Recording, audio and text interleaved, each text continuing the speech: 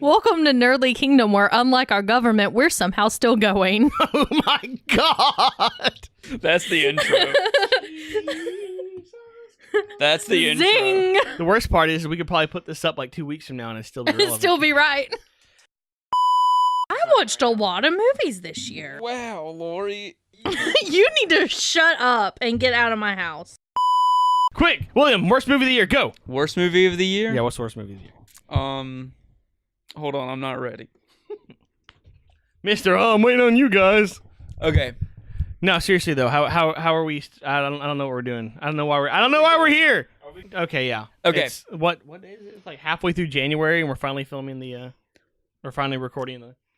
We've seen a lot of movies this year. I don't even know what movies I've seen this year. I'm still Lori's list. Today on Nerdly Kingdom, we're going to discuss our favorite and least favorite movies of 2018. Lori, what was your least favorite movie of 2018? Oh, no. Yeah, the movie it's that like... sucked so bad that you said, no. This sucks. I know my answer, I know mine. and you're not gonna like it. I'm trying to think. Because it's like, Let's look out of that list, the movies that I've seen in theaters from this list, there's not one on there that I literally was like, I hate this so much, it needs to stop. Ready Player One. Really? That is probably my least favorite movie of 2018. out of this list. What was it? Ready Player One. Oh. I liked Ready Player One. We didn't really see a lot of Oh, bad yeah, movies It came this out year. this year. Ready Player One, 2018, didn't it was a fun movie, but I feel like it was just kind of like, you know, here's a movie so you can jerk off to 80s nostalgia. Yeah. That's exactly what that movie was. A matter of fact. And it's like and it's almost to the point where it's just so over the top with how it's placed. Like, it's not even like well done in some parts. It's just there like, look, it's Overwatch characters. And it's like, I'm like, it's the Iron Giant. And I'm like, cool. Wow. I feel liked like it. I still feel like using the Iron Giant to fight people was kind of the opposite of what the Iron Giant movie was stood kind for. of about. But Well, Even in that case, enough. I mean, I still have fun when I watch it. I liked it just enough that I can tolerate it. And I feel like had the movie been made by anyone other than Steven Spielberg, it would have been garbage. Because I personally expected you to cut in and say good, but I personally feel like Steven Spielberg was able to inject enough charm into the nostalgia baiting to where it actually felt charming. And I wasn't just annoyed by it, but I feel like if anyone else would have done it, it would have sucked. Even when it included Stephen King's best-selling novel, That still bothers me, but that's the only thing that bothers me. And that was my biggest surprise coming out of that movie, was that line of dialogue was the only thing in the whole movie that bothered me. It's like it, and I guess it technically is product placement in a way, and it just feels like. It feels like, you remember, I don't think it was the first one. Maybe it was the first Transformers movie, the ridiculous product placement in it. All 5 of them have ridiculous. But that's what Ready Player One felt like, but with pop culture references. Yeah. And it was just too much. Yeah. are we counting late 2018 movies as 2018 or 2019? I'm counting 2018. I was going to say, because late December movies, I'm going to count as 2019. Well, if that's the case, you could include December 2017 movies for 2018. I still am. Would that include The Greatest Showman? We'll say this, if you saw the movie in 2018, it counts. Yeah. Because, where we are, a lot of movies that came out in 2017, we didn't get in theaters until 2018. So I'm still counting it. Because I was looking at some of the stuff. Which is actually weird because of that. Because, like, Into the Spider-Verse and Aquaman, I'm going to count as 29. If they're still in theaters now, I'm definitely not counting them. But it's weird because, like, we didn't get Phantom Thread and Shape of Water until the beginning of 2018. Mm-hmm. And so neither one of them made it onto my best of 2017 or best of 2018 list, despite the fact I loved those 2 movies. It came out in December 2017. We can include Greatest Showman in this. It's early December, though. But But yeah. I should have made this. Sorry, list earlier. PTA and Guillermo del Toro. Your movies didn't make my top list because they came out at a really shitty time here in Alabama. Yeah. But Shape of Water was still amazing. I mean, I could probably shuffle something out, I but can't believe I missed The Predator. I'm going through this list. I'm like, Huh? I missed The Predator coming out. See, So I did a lot of didn't people. because my uncle's a really big fan of the Predator, of all the Predator movies. So and am stuff. I. I just missed it And somehow. so he took me to go see okay. it. Also, going through this list, I totally know what William's about to say. What was your Brad. least favorite movie? Oh, am I next? Yeah. Least I favorite- mean, we both had to do it. No, I Least- haven't done it yet. Oh. I was gonna let Brad go first because Gotcha. mine. I I'm feel still like kind mine's of gonna going take a while. through the list. Brad, what's your least favorite movie of 2018? Well, you're not gonna like it. I don't care.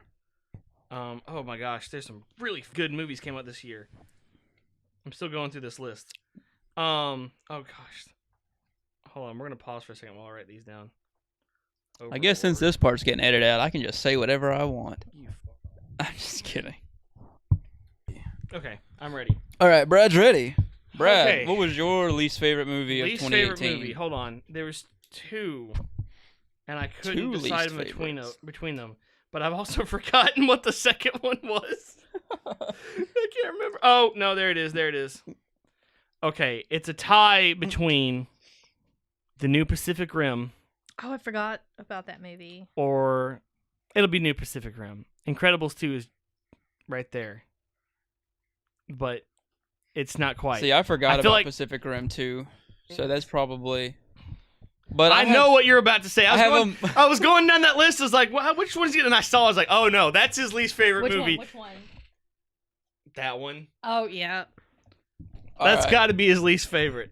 But now just Pacific Rim 2 was almost good, but they kind of didn't get what made Pacific Rim good and just went with it. Like instead of it being like sort of a Eldritch horror kind of movie, it was a Power Rangers movie.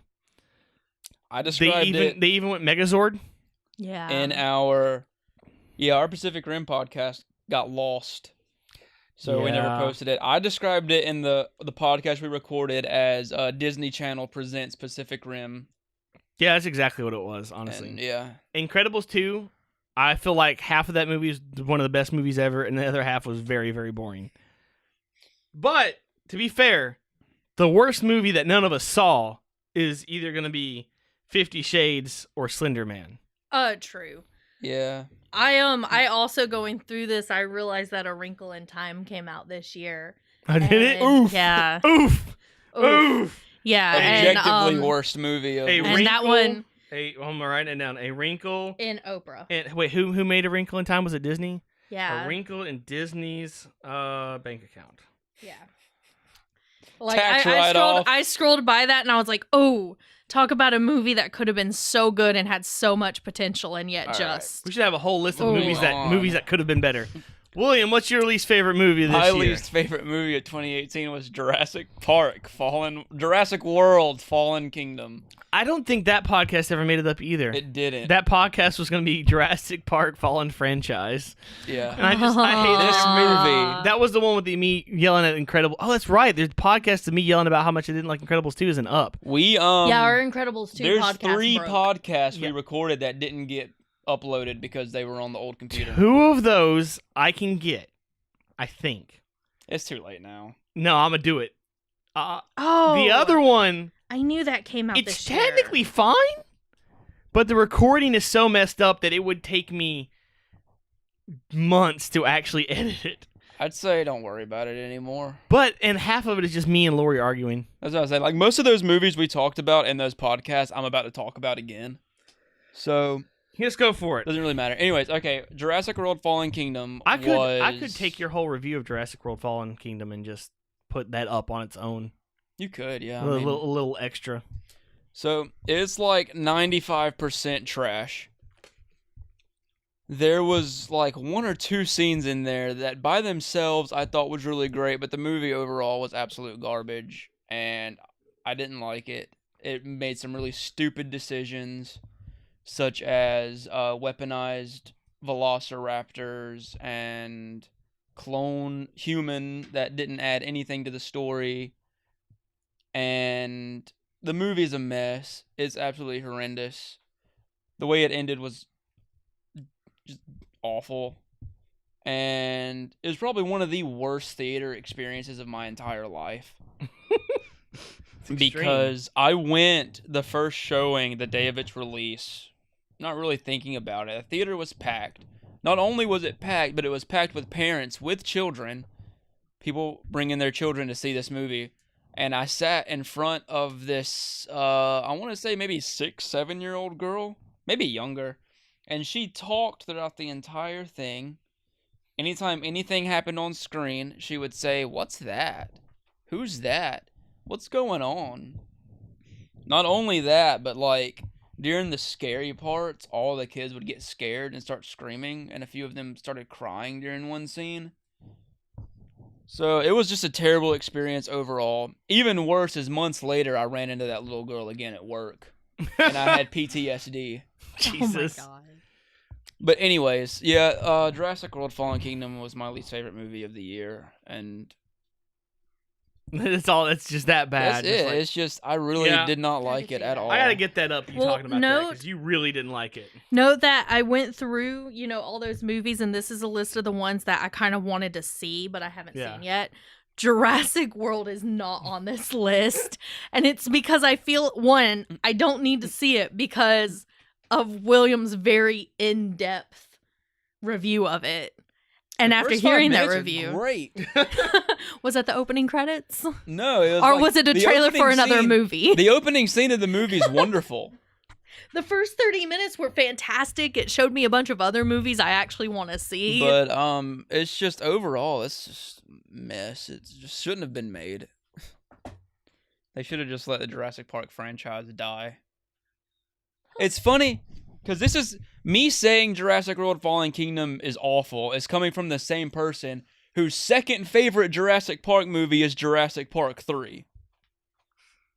Well, I mean, it's not like... Yeah, all right. But I mean, when you compare the other movies to the first one, it's just the bar drops so low. I wonder why people don't like the second one. I like the second one, but I like the third one more than the second one, just because I thought the third one was much more exciting. The book. But I don't know whether that's good or bad, but it does. That's just me. Anyways. I think more importantly, what I was going to talk about, there's a lot of movies this year that I didn't think were going to be good and ended up being a lot better than I thought they were going to be. And I really wish I'd wrote down which ones that made me think of that, but Peppermint was one. Huh? Peppermint was one. No one liked Peppermint. I like Peppermint. I'm not saying it's the best movie ever, but I went in to see something kind of stale and got something that was actually really, really fun. I think I was the only person who didn't really like Bohemian Rhapsody that much. I thoroughly enjoyed it. I'm going to buy it when it comes out on digital. I liked it, but I didn't like it a whole lot. I still feel bad I haven't watched the Golden Globes, and so we can't do a Golden Globes. The Golden Globes. Really? Yeah. I want to see it because Andy Samberg hosted, and I love him. It wasn't that great. I know, but I love Andy Samberg so much. I love Andy Samberg so much. I like Andy Samberg too, but him and Sandra Oh were both very confined in their hosting. Like they were very dry, and I mean it's funny, but I mean it just. It's almost like the Oscars is moving forward without a host. Instead of doing a host, they're going to do short little sketches between segments. I could see that. So, I'm excited to see how that turns out. Anyways, off topic. Back on track. There's a lot of movies this year I didn't see, but I'll get around to seeing eventually. I feel this year has a really good list of to kind of go with the theme of, because looking at this and seeing a lot of the movies that I really did thoroughly, enjoy and I actually own now, kind of that theme of a movie doesn't have to be like, wow, perfectly perfect and everything to be an enjoyable movie. Basically, it has to be about as good as that sentence was. Yeah, but, no. For example, it's like, I love Rampage. The second that I was able to buy it on digital, I bought it, and I watch it, and I enjoy it. I still haven't seen Rampage. I love it. I own Venom. I bought Venom the day it came out on digital. Venom's already out? Yeah. Still haven't seen Venom. It's like, I did that with Deadpool 2. I bought Game Night on digital. Is Game Night a good movie? Not in the slightest, but by God, I enjoy watching I it. still don't know what movie that is. It's these group of people. They have like kind of get their friends over to do game nights and stuff, and his brother hosts one, and he does. It's supposed to be kind of more interactive, and he's like, you're not gonna know what's real and stuff, and it's supposed to lead them through a thing, but he actually does get kidnapped, and they think that it's part of the game. It's kind of like A Man Who Knew Too Little. Oh. But, you know, and like Tag's not some amazing movie, but it was fun. What you said about Peppermint, let's do that. What was your most surprising movie of 2018? One that you weren't expecting a whole lot out of, but then you ended up actually really enjoying. Here's one that I should have expected more from it. But it was because it was a spinoff of other movies, I was like, it's not going to be that good, even though the other movies are really good. And it ended up being really good was The Nun. I really liked The Nun.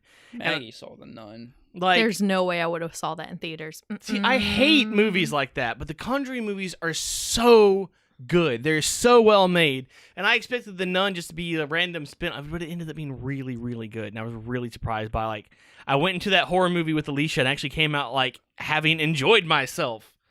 Unlike another Halloween movie I saw, which was okay. I mean, it was all right. It was good, I guess.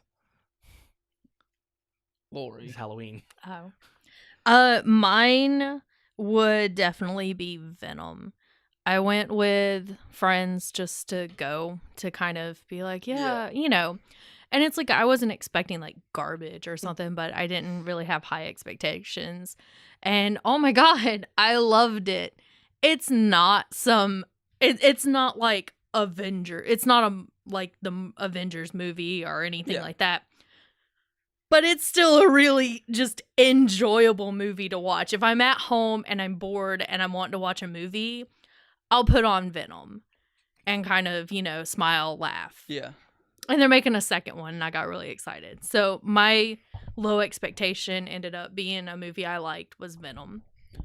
My most surprising was a movie I actually didn't know about until like the day I went to see it, which was Upgrade. Oh, I remember you talking about that. I had not seen a trailer for it, had not heard a single thing about it, but a discussion thread for it showed up on Reddit like the weekend the movie came out.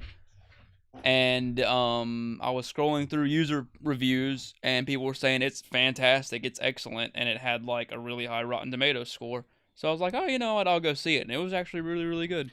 A movie, on that same note, here's some surprising movies. A movie I had never seen a trailer for. I had never even heard of the movie. I heard of that movie when me and Alicia were at the theaters, and she said, let's see that movie. That's the first time I'd ever heard of it. It was Hereditary. You hadn't been keeping up with Holy Hereditary? shit, I did not know what I was getting in for. Like, I'll talk still more about haven't Hereditary watched later. it. It's my like top I 10 did list. not know what I wasn't ready, man. It was that's a whole different subject though. All right. Because I was going to talk about movies that weren't well received that should have been received this past year. Hereditary is one. People hated that movie because they dumb. I don't get what's happening. That's because you dumb. The movie wasn't that complicated. It wasn't, simple, but it wasn't that complicated. And I guess I should throw Annihilation in there too. Yeah. Because Annihilation was so bad they didn't put it in theaters. So, was Annihilation done by Netflix? Because at one point I swear I heard Annihilation was done. It was sold straight to Netflix. Netflix in every country except for ours. Because I was going to say, it's on Hulu. Annihilation's on Hulu. Yeah, it's Only on in Amazon America. Prime right now too. Okay. It's in Netflix everywhere else except America. Okay. Yeah, cool. because which is weird. All right. I love that movie. Spinning so much. off of least favorite, most disappointing movie, which wouldn't be something that you hated, but something you were kind of expecting to be great, but then turned out to be kind of That would be Incredibles 2. There Like, you I went go. in and it's like, Wrinkle in Time. Yeah, mine would be A Wrinkle in Time because I actually did enjoy Incredibles 2. I wasn't disappointed by it at all, but A Wrinkle in Time is definitely that movie. I was looking so forward to it because I love that book, and they had so much potential. I want to go back a little bit. I hope, because I was going to list movies that surprised me about how good they were, even though it shouldn't have, was Isle of Dogs. I wasn't prepared for that movie. I love that movie. William's giving me a judgmental look, like he didn't like it. No, I'm just trying not to say anything about it because I'm still getting towards my top 10 list, and we're bringing up movies that are in that. Okay, well, good. Oh, yay! Okay, my biggest disappointment actually was Vice.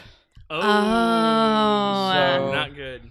I've spent all year hyped about this movie because of the cast, because of the subject matter, and it's not a bad movie. I still really enjoyed it, but it just fell short in a lot of areas. I feel like the movie should have focused more on Dick Cheney's vice presidency. Instead, I think the last 45 minutes to the last hour or so focuses on it. And by that time, we've already seen so much movie that it kind of rushes through, so you never really get a chance to really ponder on it or be immersed into it. And it's really disappointing because it's the most exciting part of the movie. It's the part where the movie actually comes alive. Because the first half, you get kind of generic biopic stuff. And then it does this really funny fake-out credit scene midway through. Mm-hmm. And then it goes into the vice presidency. It's really funny. It does, this stuff about Dick Cheney getting into politics. And then it shows him being a part of the president before H.W. Oh. Democratic. Oh, I'm too tired to figure this out. Was it Jimmy Carter? I don't know. I think Jimmy Carter. It was whoever was won to Democrat. Whoever Democrat was before H.W. because Dick Cheney was a part of the he was a part of the cabinet of the Republican Party that was winning, and it ends with them losing, and then it does this funny little thing. You know how most biopics end with text on the screen? Reagan was president before H.W. Who was after H.W.? Clinton was after H.W. Now, Jimmy Carter was before Reagan. Then Ford was before Well, then it Carter. might have been going from... Then Nixon was before Ford. Johnson it might have been going Nixon. from Bush to Clinton. I can't really remember exactly. But I know it does this really funny thing where at the end of most biopics, it does the text on the screen to let people know what happened to the person. It does that here. It says about Dick Cheney joining Halliburton.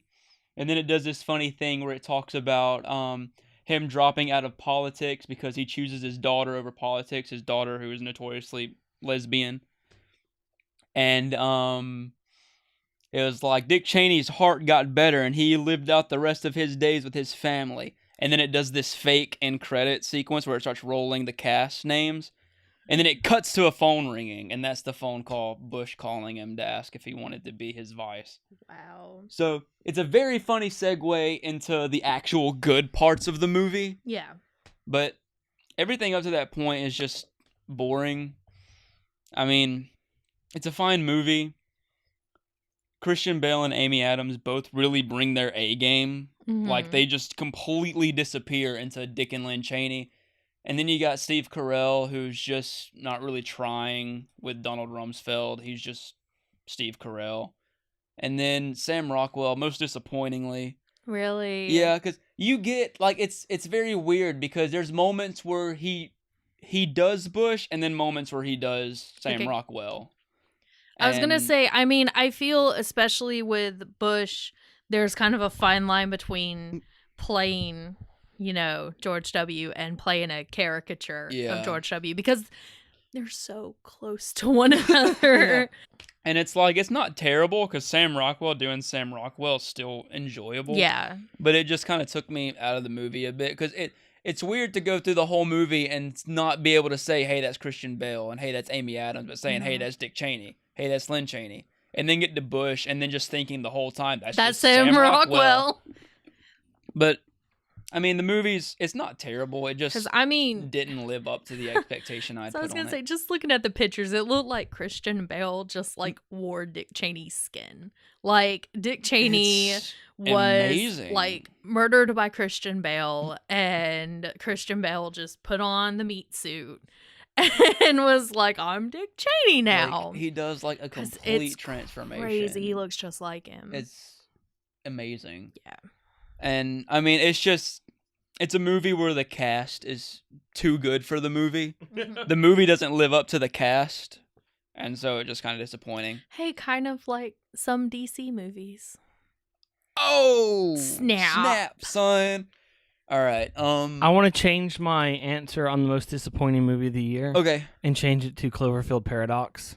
I forgot about that. Yeah, I did too. That's how disappointing it was. I forgot about it. I didn't watch it, so I wasn't disappointed. I will still argue by that it was a bad plan to spoil the whole movie in the first 15 minutes, but that's just me. You know, I just wish they hadn't done that, but that's fine. But anyways, I'm sure there's some other really crappy movies we watched this year that we forgot about. that we just erased from our memory. I think we got. All right, moving on to what I was gonna say. Actually, is like movies that could have been good and weren't, and movies that could have been good and weren't, or weren't as good as they could have been. Like Tomb Raider was close. Oh, I liked Tomb Raider. I did too, but it was still lacking as a movie. It still had pacing issues, really bad pacing issues. See, I felt like the pacing of Tomb Raider was it felt more like the pacing of a video game, and I was okay with that. There were too many long pauses followed by way too much story coming at you at the same time. Like a video game. Yeah, but it's not a video game, it's a movie. Based on a video game. So, maybe that's the reason that video game movies have such terrible reviews. Possibly. Could have been good, but weren't.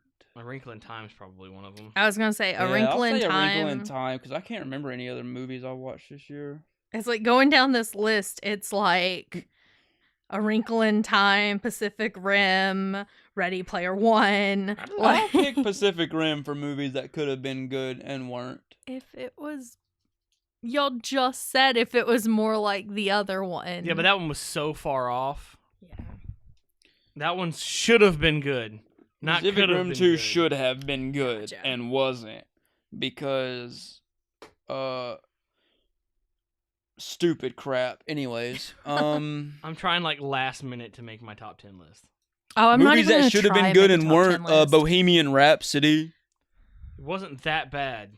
It's like could have been better. So I enjoyed Bohemian Rhapsody. However, I also I don't understand because everyone else really enjoys it, but doing the entire Live Aid set at the very end of the movie just felt a bit much to me. Yeah, I want to disagree with you on that one. I thought it was fantastic.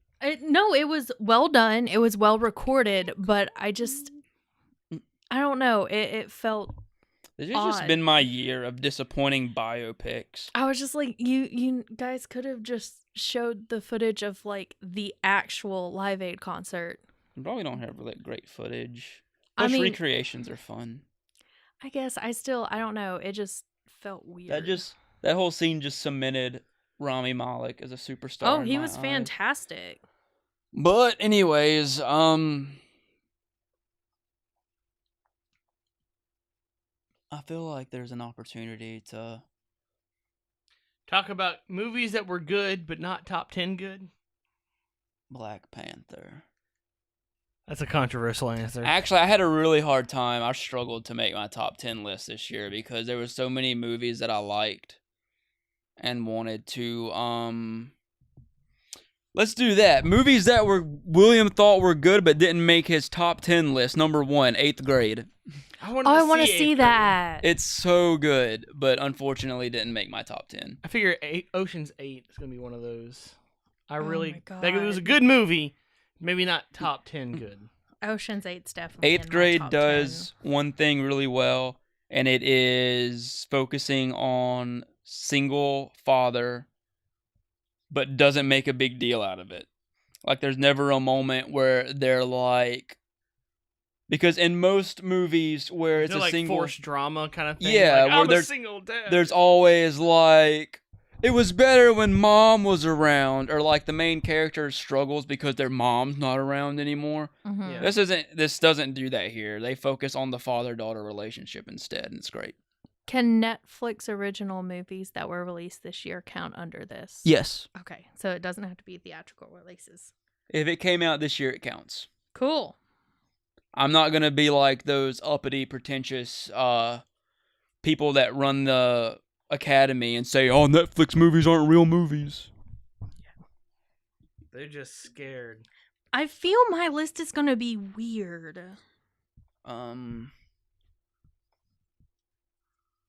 But 8th grade is great because I feel like 8th grade is the first coming of age movie that really captures social awkwardness very accurately, to the point where I was getting uncomfortable watching the movie. So shout out Bo Burnham for that. Good Nice. job. I think it's just Bo Burnham's not afraid to straight up be like, look, this is gonna be awkward, but Yeah. that's the way it's supposed to be. Like 8th I'm not grade's gonna awkward. sacrifice that awkwardness. My favorite character in 8th grade isn't ever on screen, but like anytime there's like a school assembly or anything happening in the school, there's this one kid in the background that keeps spouting off memes. Like at the God. beginning of the movie, they're doing an assembly in the gym, and in the background you hear him go, "LeBron James," Oh, and he does it God. again later in the movie, and it's so funny. All right. I I am have struggling with this. last minute made my top 10 list, which does not count for jack squat because I've given it no time and no thought. So Okay. this is what I'm gonna put. Who wants to do their top 10? I'll do it. Well, I'm first. still Okay. writing mine. I'm writing down what I feel should be in the 10, and I haven't even ordered it yet. Okay, Brad, go first. I'm gonna say is number 10. I put Overlord. I really enjoyed that movie, and I don't know if it's one of those where that movie was actually good, or I went in expecting absolutely nothing. So because it wasn't garbage, I ended up liking it. I just felt like it was. As a war movie, it was shot different than most war movies. And, like, halfway through, you hadn't even got to, like, the weird science fiction supernatural part yet. Yeah. And had it never came and it was just a war movie, I still really would have enjoyed it. And that's kind of odd because I'm not really big into war movies. It was shot so real. It wasn't shot as a war movie. It was shot as a guy's view into a war movie. Like, I will never forget the one scene where the plane blows up and he's falling out of the sky and he hasn't even pulled his parachute yet. The camera is fixed from a 180 point of view. Like, you're looking at him, like, at his face, while the whole background is just freaking out because he's spinning in the air. And it was just like, you're seeing things kind of the way he sees them, and it was just really cool. And I like it how it was a science fiction movie, and the shit was going down, and the soldiers were like, what is this? But they never stopped to try to figure it out. They just like, this is bad, I'm going to blow it up. Because they're soldiers. There was no giant monologue from the evil doctor. He actually started, and they just stabbed him. Because, like, they don't care. It's their job to stop it, and they stopped it. That's what soldiers do. They acted like soldiers, not some stupid science fiction expedition. I just really enjoyed it. Plus, it had, what's-his-face from, Fitz. Yeah, it had Fitz, and you watch him turn into a monster and freak out about it, and it was awful. Oh, that's disturbing. It was, no, you have no idea how disturbing it actually was. Why can't they leave Fitz alone? Dude, he gets fucked up. So bad. Okay. Do we want to go, like, what our bottom one was, or do you just want to Start at 10. You want me to go up? You just want me to do my whole list? Yeah. My next one's Love, Simon. It was a really good movie. Never gonna watch it again. That's one of mine that I really liked but didn't make my top 10. It almost didn't. But I decided to take some of these. Like off. I said, I struggled this year with building my top 10 favorites. Mine was last minute, so I probably end up changing all these. I also didn't put any Marvel movies on here. I have one. Out of principle, I didn't put Marvel movies on there because it would have just taken up not half the list, but it would have been too hard to decide where they would go. I feel like I made a big list of movies I liked. There's no Marvel or superhero movies, and I'm counting Solo as technically a superhero movie. But Not I that was Solo would make like, the top I'm 10 just at all. lying. I'm lying to myself if I don't put one of these Marvel movies in my top 10. Because I put The Last Jedi in my top 10 last year. Yeah. So I watched that again. I started watching it again. let's not. Let's not do that. Let's I want not to go record there. us watching that movie. Okay. But there's not much else to say about Love, Simon. It was very accurate representation of what any, not just a homosexual person, but like anyone that feels like an outsider feels like in that kind of situation. A movie that I liked and no one else did was A Quiet Place. I like The Quiet Place. Everyone was like, "Oh, it wasn't a horror movie." I was like, I have "Yeah, a you Quiet Place in my and list. everyone was just so mad. It's like that one other movie that wasn't really a good movie, but the M. Night Shyamalan one, The Happening or whatever. Like, it wasn't a scary horror movie. I was like, it wasn't supposed to be. Like, it's not my fault if you go in. It's like there's a difference between horror and then suspense with a supernatural element to it. It was a character movie in a horror setting, which is almost kind of what... It's a family film. The thing is, horror has been cheapened so much over the last, like, Agreed. 20 years. Yeah. That the masses' idea of what constitutes as horror has been so fucked up. Yeah. Agreed. And it irritates me so much. Speaking of which, the next one on my list at number 7 is The Nun. Yay. That was a genuinely good movie, and it was scary, and they played on you so hard. Like, they knew when you were going to expect the jump scare, and they set you up for it, and it wouldn't happen. And they kept doing it, and it pissed me off. I loved it. Because they just knew what to expect. They knew what you're trained to expect as someone that watches horror movies, and they would just toy with you. And it was hilarious every single time. Like, it was just, in the parts that were scary were less like ooga booga scary and more like really kind of disturbing. Mm-hmm. Like, at one point, a guy, they walk past the cemetery, and they're at the place where, like, they have the bells on the thing, so if, like, in case you were accidentally buried alive, you're supposed to ring the bell or something like that. Yeah. And the priest gets lured out there, and, like, this ghost child pushes him, and he goes through the ground into an empty coffin underground, and he starts playing, it cuts, and you don't hear anything, you just see the bell ringing. And it was just, my claustrophobia was just like, I'm gonna die! Real quick, I lied. 8th Grade is in my top 10. Oh, Jesus. Oh, nice. I well thought done, that Bo Burnham. First Man was and 8th Grade wasn't, but I guess it is. Never mind. First Man was one of the movies I liked that didn't make my top 10. Not 8th Grade. Forget about that whole thing. All right, continue. Brad, cut. I don't know if this is the right position for it, but I really enjoyed it. Maybe I should have put it lower. In hindsight, I probably should have put it lower, but the first Purge. Oh, It wasn't as good as Election Year, but it was really good just because it's a really good commentary on where we are right now, and for better or for worse. It really spoke to, like, it was one of those movies where, like, it was the people versus the government, and the good guy of the movie was a drug lord. I was like, that's not a good state when the drug lord's like, yeah, I'm going to root for him instead of our government. I was like, that's pretty accurate right now. And above that is Christopher Robin, because that was just the most wholesome movie of all time. I still haven't watched it. And I just have a soft spot for all things Winnie the Pooh, and I really didn't think that movie was going to be good. It ended up being a lot better than I expected. Aww. But we've talked about that. Next was Isle of Dogs. It's number 4. That's where I put that. I didn't know what to expect of that movie. It's not, every time he makes a movie, I don't know about it until William's like, let's go see this movie. And I was like, oh, okay, sure, why not? And then above that are ones we've already talked about. Hereditary 3, Annihilations 2, and Bad Times at the El Royale is number 1. I watched that movie again, and it was just as good the second time. It's another. Oh my God, I love the movie. Does it deserve to be at number 1? Probably not, but it's gonna be. I love that movie so much. We have such different top 10 lists, but such same top 10 lists at the same time. It's just, you've got to see Bad Times. It's Bad Times is interesting because, like, I'm waiting for it to show up in Redbox. I rented it on Hulu. I know it's in Redbox now. Oh, is it? Yep. I'll have to check. I love Bad Times because that movie, only like a third of the movie is new stuff. Because you keep seeing shit you've already seen from a different person's point of view, and it completely changes how you see it. And I really like that. It's storytelling done well.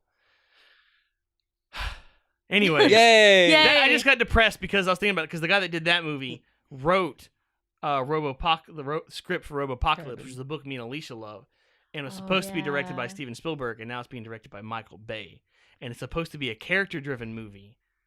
So he's gonna fuck that shit up. It's gonna be characters driving so this funny. truck Me through and Alicia were reading it. explosions. We were reading about the whole movie. Like, we saw the director, and me and Alicia, you saw us go through all 5 stages of grief in like an instant. It was just, I'm so disappointed. All Right. I got Am I next? You can do hers because yours is more valid. Yeah, than mine. yours Okay. is gonna be mine. I probably should have gone first because I feel my list is kind of the least go, valid. Okay, so at number 10, because I included Netflix movies in mine. Number 10 is Bird Box. Bird Box, more like Turd Box. I had to squeeze that joke in there somewhere. It's Continue.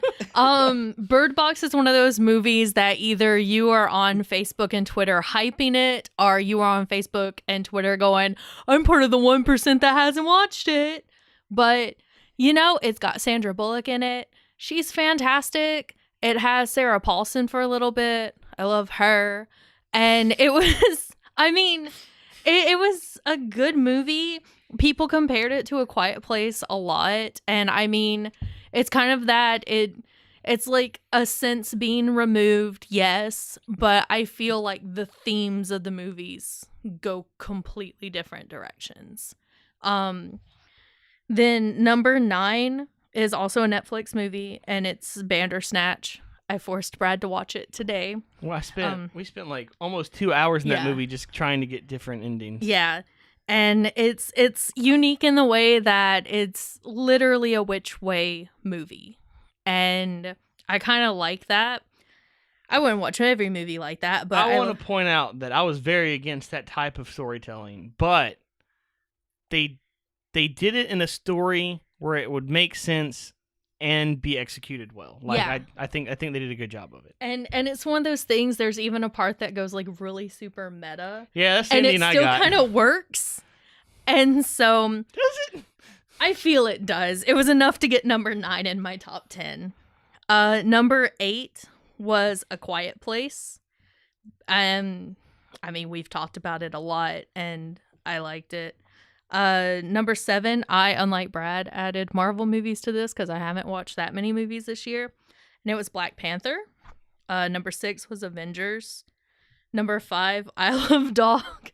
Because, I mean, it was a good movie. You said Isle of Dog. I thought you said I love dog. I love dogs. I love dog. Number 4 was Venom. Just because I had to put it higher than the Avengers because I've only watched Avengers twice. I think I've watched Venom like 5 times already. Number 3 is Love, Simon, for kind of the same thing that Brad was talking about. It's just amazing representation. And then speaking of representation, another Netflix movie that is definitely my number 2 is Dumplin', which is one of those movies I don't feel either of you guys would really get or understand. I've never even heard of it. I watched the trailer and I was like, this looks really nice. It's a really good little movie, especially being someone who is overweight and has been overweight my whole life. Watching this movie, you can tell that it was written by someone who actually knows what it's like. Yeah. Because you get some stuff that's written by a skinny woman who is going, this must be what it feels like to be fat. But then you have someone who's actually plus size writing about being plus size. And so like watching the movie, there's little things in it that just like, oh my God, like I've never seen, you know, this emotion, these feelings actually portrayed in a movie. Yeah. And it's a great movie. It's like, that's one of my things I mentioned. I feel like it's an important movie because we never get movies about overweight people that address what it's like and that it should be normal. Instead, anytime we get a movie featuring an overweight character, it's played for laughs. Yeah. Or comedy. And it's like there's several movies, especially because I love Melissa McCarthy so much. I think she's funny. But, you know, her movies do sometimes fall into that trope of, ha ha, she's fat. And there was even the movie that came out, the I Feel Pretty, that's got, what's her name in it? Amy Schumer. Amy Schumer. And it's look at me, I'm fat, but I'm pretty. And it's just like, even Netflix has released stuff recently that, Insatiable and some other movie, but Dumplin' just gets it. Yeah. Like, it just gets it. The guy she works with likes her.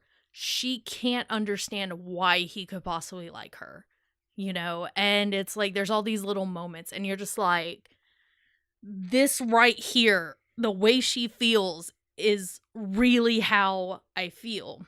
And so I love that movie. And then my number 1 is Ocean's 8 for 8 reasons. The cast. The cast. All right. I probably should put Ocean's 8 on there instead of the first Purge. Us 3. We have such very different but still kind of similar lists. Given time, mine probably would have been different, but no, it's very interesting. I'm lazy. Okay, I guess it's my turn. And editing. All right, my top 10 of the year. My number 10 was The Ballad of Buster Scruggs. You know what? I didn't even think about putting that on there. Because... I still haven't finished it. Really? I still haven't started Josh, it. hold on real quick. Josh said the one after The Prospector. He watched that one, and he turned it off and told me that Netflix can go fuck themselves. Oh, yeah, 'cause he texted me right after he was finished not that. happy. He was like, he texted me right after he finished his segment and said, this movie's bullshit. But yeah, So it's a movie? yes. Okay. It is Yeah. a movie. It was supposed to be a mini-series, but it turned out to be a movie. I was like, yeah, because the way I've heard people talk about it, it almost sounded like episodes. They Fahrenheit 451 us. Wind us. It's an episode. You've done it now. You messed up your mic. It's like, sorry, you're gonna have to completely lay down on the couch now. It's basically it basically is a mini series, just in one long go. Movie. Yeah, because it's just a Gotcha. bunch of different stories. I like, this is the first anthology film for the Coen brothers, and I feel like it really suits their style. The Coen brothers. Mm-hmm. Yep. Well, and the bleh. At the rate Wow, what are words? fuck off. At the rate they did that one, we'll get another one in 20 years. I feel like Because it those really stories suits are written their over the course style. of like 15 years. Jesus. Because it is a combination of every type of Coen brothers movie. You've got the slapstick humor segment, the dark, depressing, grim segment. They're the ones who did Oh Brother Where Art Thou, right? I think so. What? They're the ones who did Oh Brother Where Yes. Art Thou. Okay, yeah. I love them. You get the segments that are funny but kind of sad, and then you get stuff that's just beautiful, that tells great stories, and then it wrap it all up with a little bit of That's why I need to finish it. I need to see how it ends. a meaning. But yeah, that was my number 10. Number 9 was 8th grade, which I talked about already. Whatever, moving on. Number 8 was Beautiful Boy. I actually just watched this movie a few days ago because it didn't get a very big theatrical release. It was an Amazon Studios original, so it showed up in Amazon Prime. I finally got to watch it. Beautiful Boy is based off of 2 books, 2 memoirs. Beautiful and Boy. Beautiful Boy, which was written by well, it's a movie about a young man struggling with heroin and crystal meth addiction. Mm-hmm. The book Beautiful Boy was written by his dad from his dad's perspective, and then there was another book called Tweak that was written from the addict's perspective. So it's both of those books adapted into a script. It stars Timothy Chalamet and Steve Carell, and this is like the second movie I've seen Timothy Chalamet in, and I already hate him. Oh, yeah, you were ranting about him. Alicia was talking about him for some reason. He's Because gonna be in something else soon. He's gonna be in the second, Call Me... He's in by- the first one, too. Yeah, he's in the first one.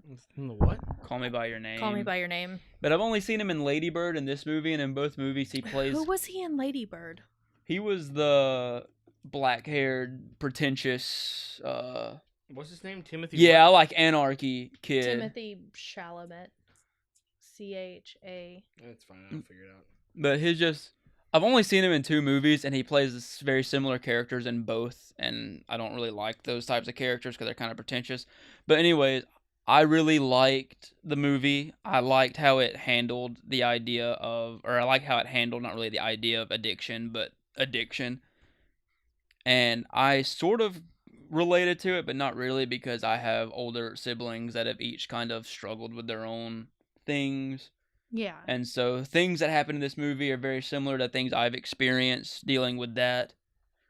And it handles drug use very well. And it's mostly told from the father's perspective, who in this movie is played by Steve Carell. Oh, wow.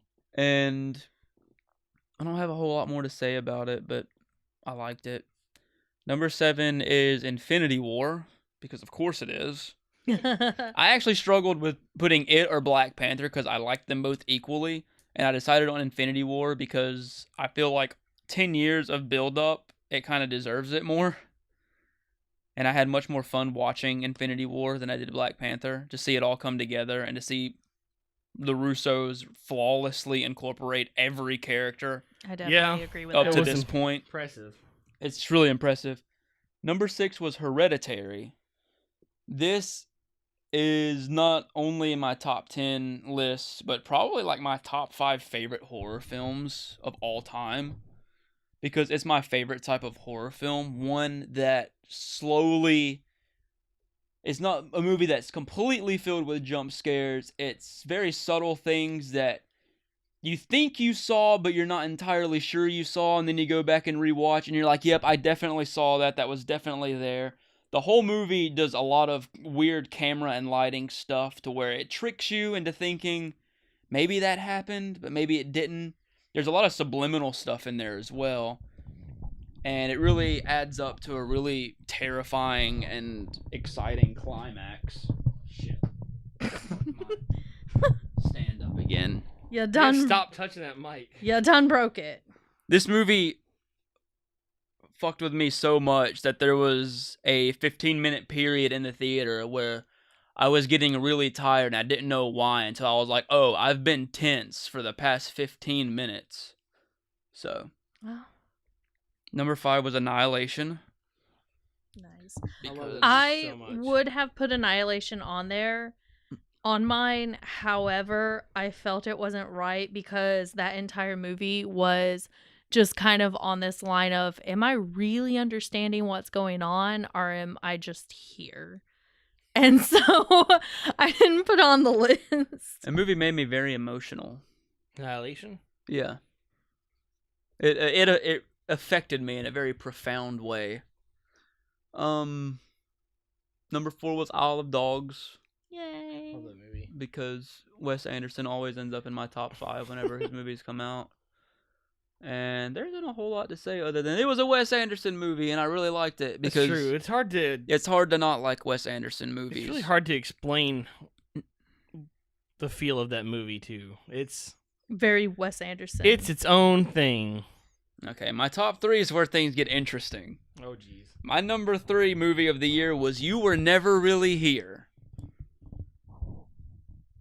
Both of you look very confused. I mean, I knew that you'd be spouting out titles that I didn't know, Okay. and you already got me with, like, Beautiful Boy, so I'm just like, okay. You Were Never Really Here is a movie starring Joaquin Phoenix.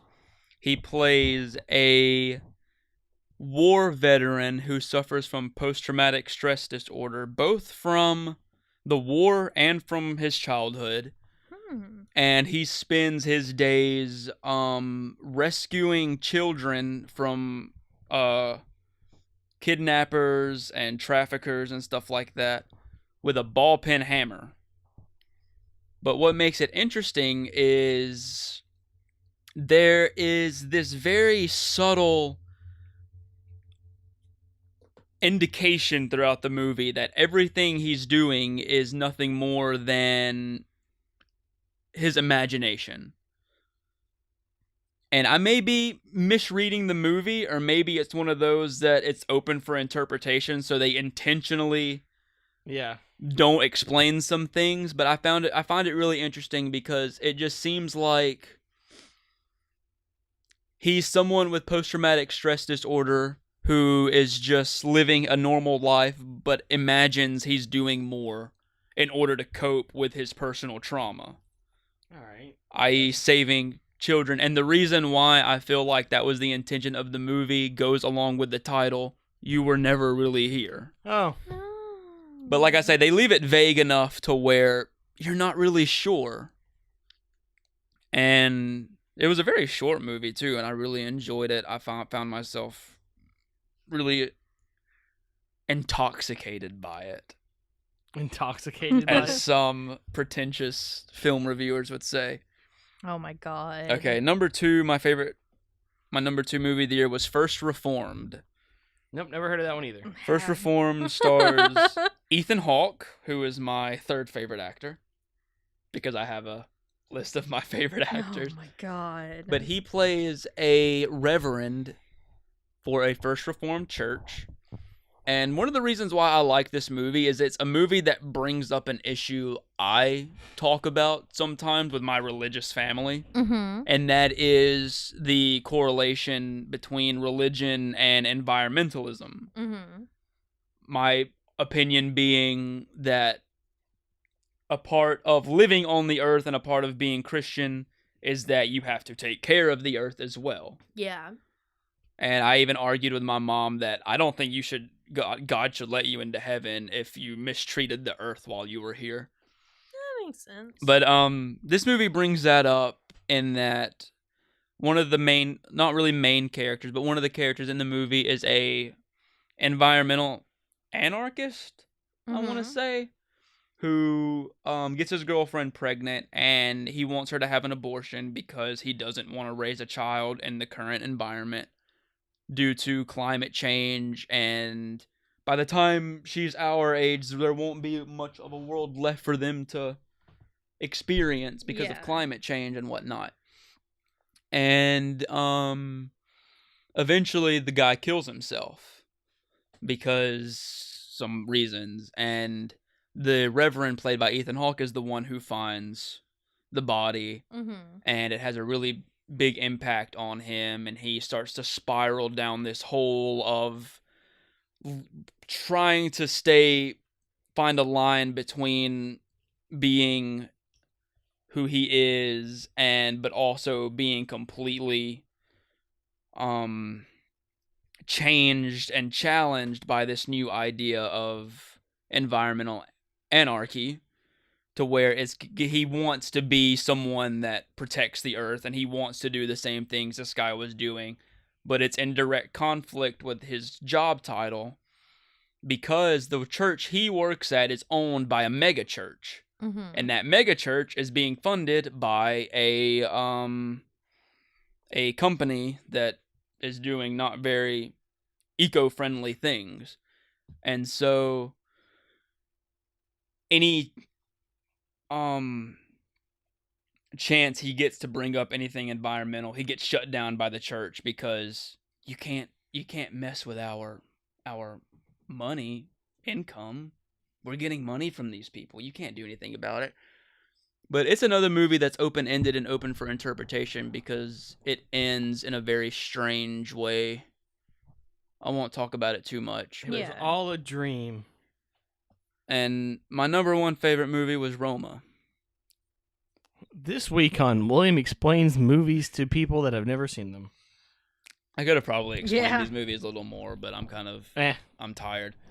Roma is the latest movie by director Alfonso Cuarón. It actually recently won Best Foreign Film at the Golden Globes. It is a slice of life movie, meaning that there's not a whole lot going on other than we're just following the life of this maid that works for this middle-class Mexican family in the 70s. However, it's done in such a way where you're immediately just transfixed and intrigued by everything because of the way Alfonso Cuarón films his movies. Because he's one of those that everything, I would say every frame a painting type, because his films do look very gorgeous. But it's really great because there's an epic feel to it, despite being such a small-scale movie. And I think, to me, that's what makes it that much better, is that it's a small-scale movie that's filmed on the scale of, like, a big-budget movie. So you feel there's a lot more going on with the movie than there really is.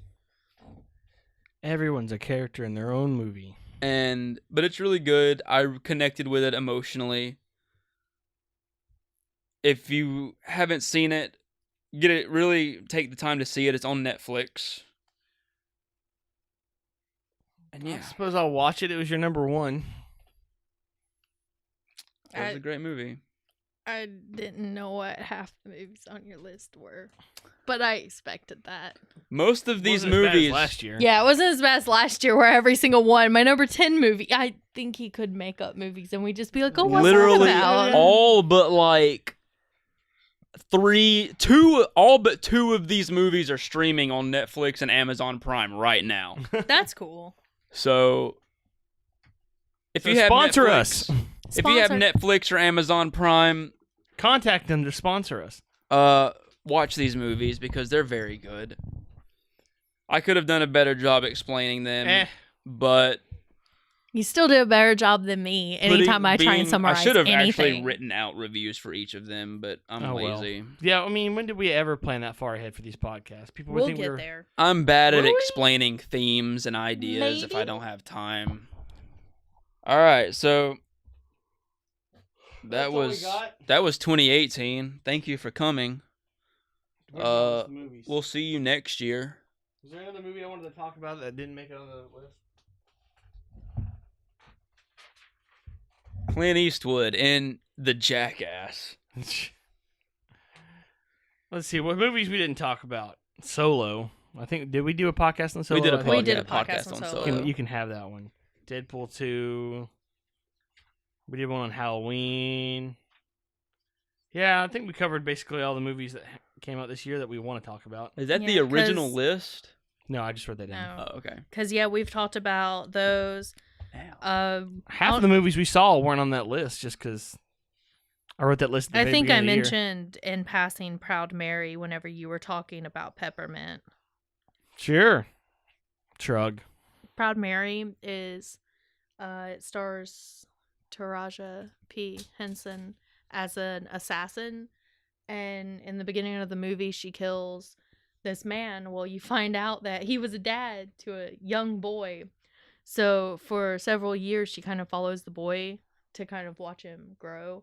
And he ends up getting into some trouble. And she goes in and she, protects him. And she ends up killing the drug lord who the kid is a runner for and has to keep taking care of him. And the best part is there is a shootout using the song Proud Mary. And that's all I needed from that movie to make it good. This movie is literally just the third act of The Place Beyond the Pines. I think you're making up titles. No, that's a good movie, but the last half of that movie is literally what you just said. Really? I wonder what it's Was like there to a be able shootout to the song Proud Mary? No. Because I need more shootouts to the song Proud Mary. Ryan Gosling gets killed halfway through the movie, and I was like, fucking what? Because he's the main character for the first half of the movie, and then Bradley Cooper shoots him, and then the movie focused to Bradley Cooper, and I was like, what? All I know is I have a bad habit of falling asleep during movies, and one of the weirdest movies I ever fell asleep to was The Departed. I fell asleep and I woke up at the very end during that elevator scene where everybody dies. I've never been more confused during a movie in my life, and that includes me watching Annihilation together because it was on HBO or something. This was years ago, and at the end of the movie, we both just looked at each other and was like, "What the fuck just happened?" Imagine falling asleep, being about 12, 13-ish. Imagine falling asleep within 15, 20 minutes of the movie and waking up at the end when everyone starts getting shot. I have a better one. I was watching Signs on TV one day. And, Signs, the movie with Mel Gibson. Yes, I know of it. And, I was about to say, I know. I've heard of it once or twice. What other movie? Hold on. That was a good story. I was watching Signs on TV, and I fell asleep. And when I woke up, the movie Ransom, that also stars Mel Gibson, was playing. And I thought I was still watching Signs. And I was like, wait, who are these actors? What's going on? Oh my God. I fell asleep during Alice Through the Looking Glass, and I'm glad I did. Yeah. Because that movie is garbage. You know the best part of that movie? The ending. No, the scene with Andrew Scott. I actually woke up for his scene and went back to sleep. It's the only thing worth it in that movie. Is he in that movie? He plays a doctor. He plays one of the he plays the doctor that kind of drugs her to put her in a coma state.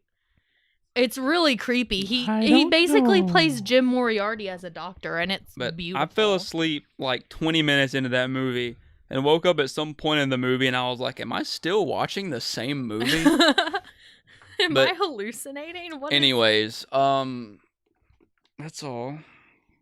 I believe. Yep. Now we're into 2019, year of the live-action remake. Yeah. Woo! Go Disney. Even though, technically speaking, Lion King isn't a live-action remake. I am not seeing any of these remakes because I'm not a dummy. I've seen these movies already. I have no issue seeing the movie.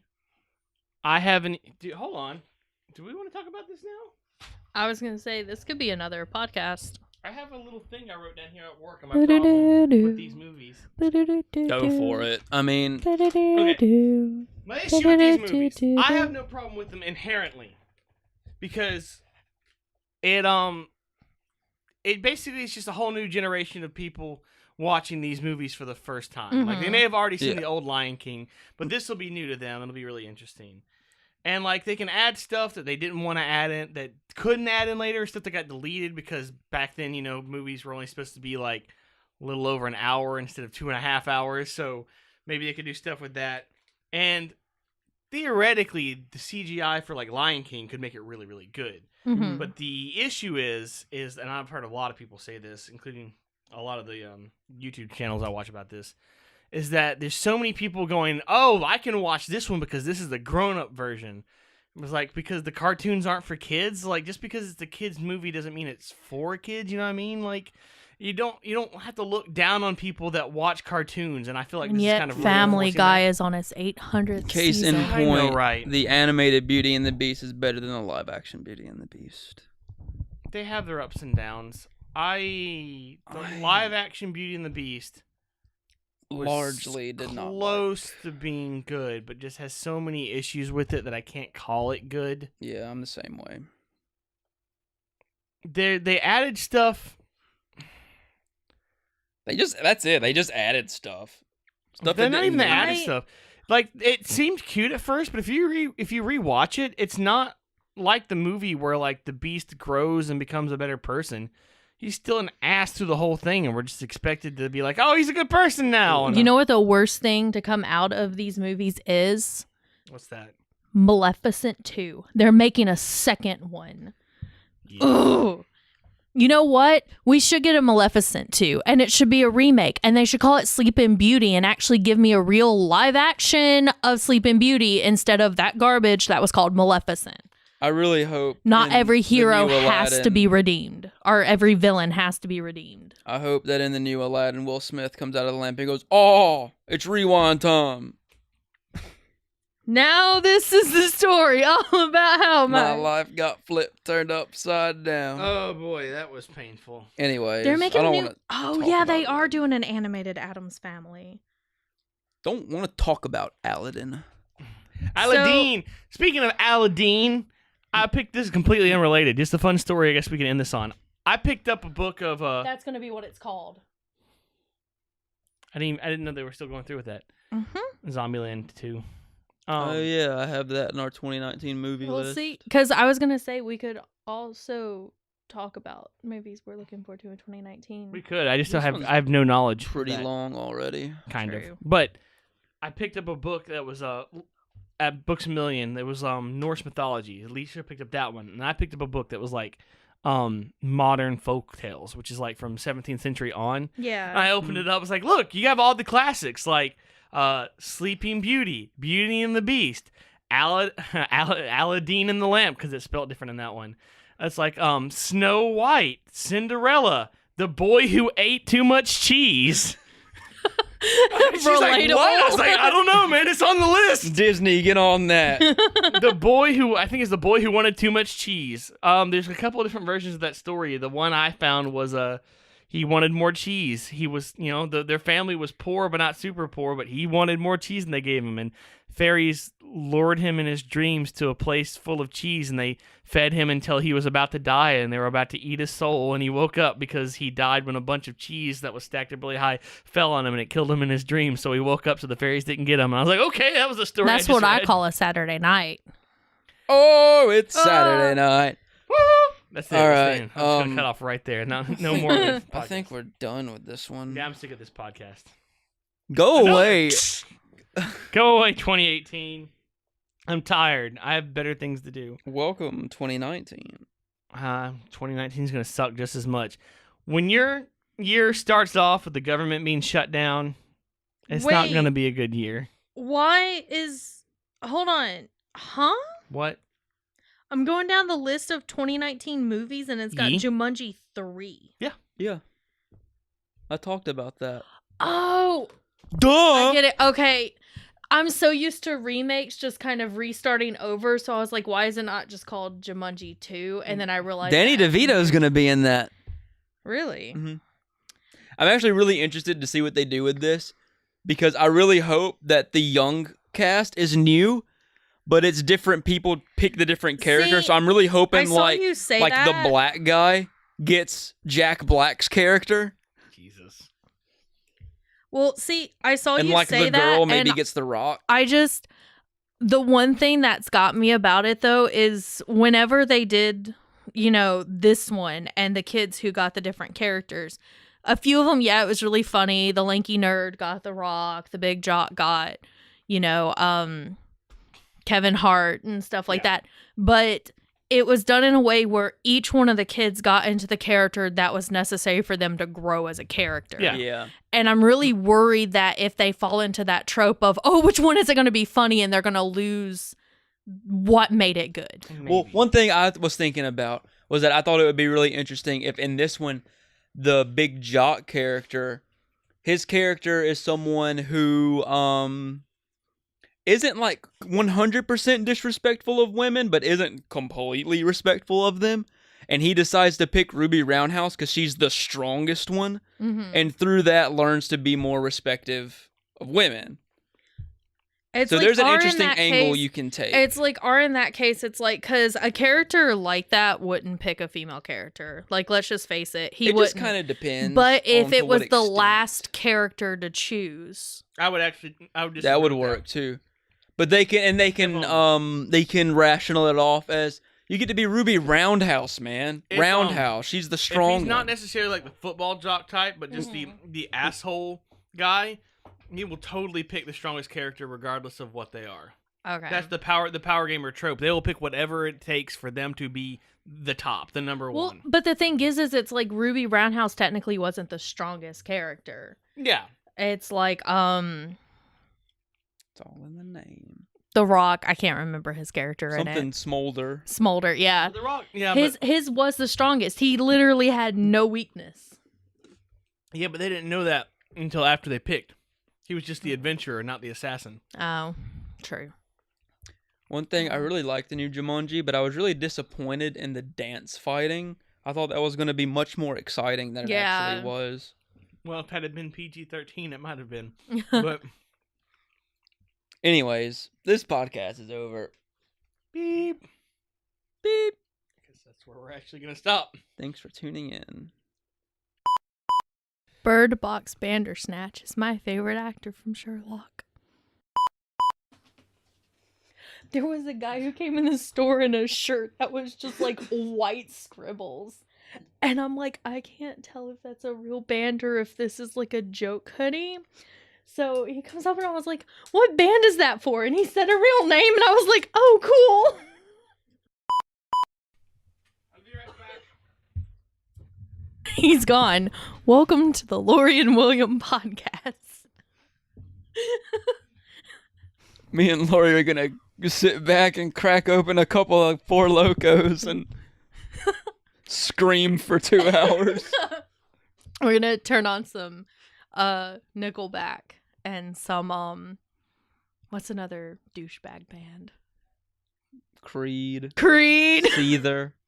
Yes. Seether. There's another one. I got it. Buck Cherry. Yes. There you go, Buck Cherry.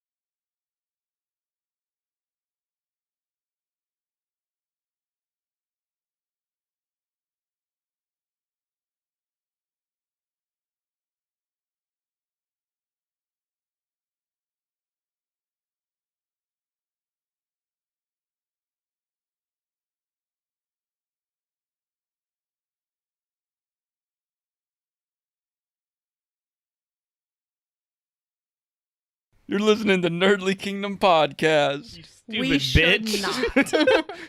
Dumb bitch. Hey there, bitch! You're listening to the Nerdly Kingdom podcast. Sup, bitch? Strap in.